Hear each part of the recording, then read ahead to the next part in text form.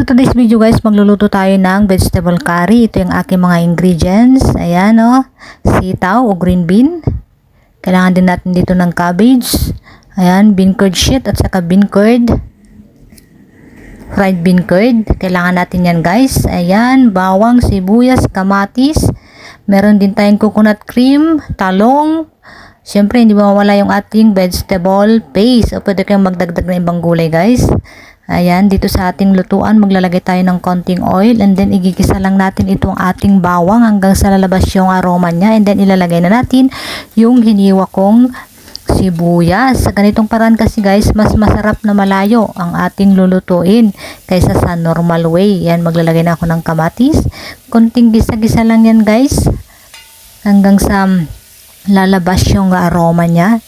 Kapag okay na, saka na natin ilalagay yung ating vegetable curry paste. Kailangan nating igisa muna guys. Ayan, not the ordinary way na ilalagay na agad.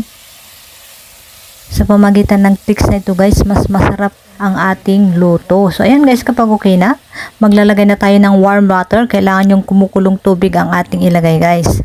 Ayan, yung sakto lang na i-cover muna natin, pakuluin. And then yan, kapag kumukulo na, kailangan kulong-kulo, saka na natin ilagay yung ating green bean. Ayan guys. Nilagay ko na rin yung kaunting talong. Pwede kayong magdagdag guys. Dapat may okra din yan kung gusto nyo guys. Ayan, nilagay ko na yung cabbage. Dahil ayaw ng amo ko ng okra, kaya dinamihan ko na lang siya ng cabbage at green bean o sitaw. So ayan guys. Takpan muna natin and then pakuluin. So kapag ganito na ang itsura niya guys, ilalagay na natin yung ating coconut cream.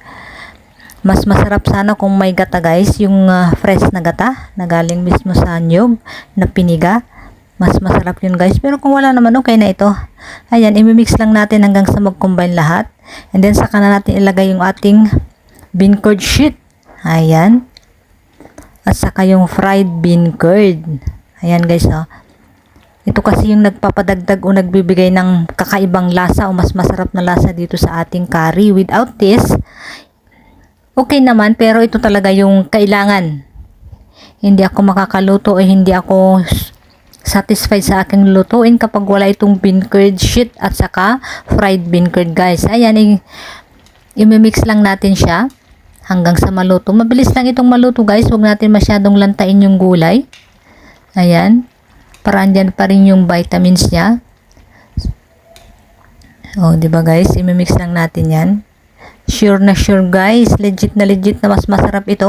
Hindi nyo na kailangan pumunta sa mga fast restaurant o mga karinderya dyan. Dahil pwede, kayang-kaya nyong gumawa o magluto sa inyong bahay. Ayan, magdadagdag na tayo ng salt to taste. Ayan, at chicken powder kung kinakailangan. Pero kung maalat na o tama na yung lasa, huwag na tayong maglagay. Kayo nang mag-adjust sa inyong lutuin guys. Ayan, imimix lang natin.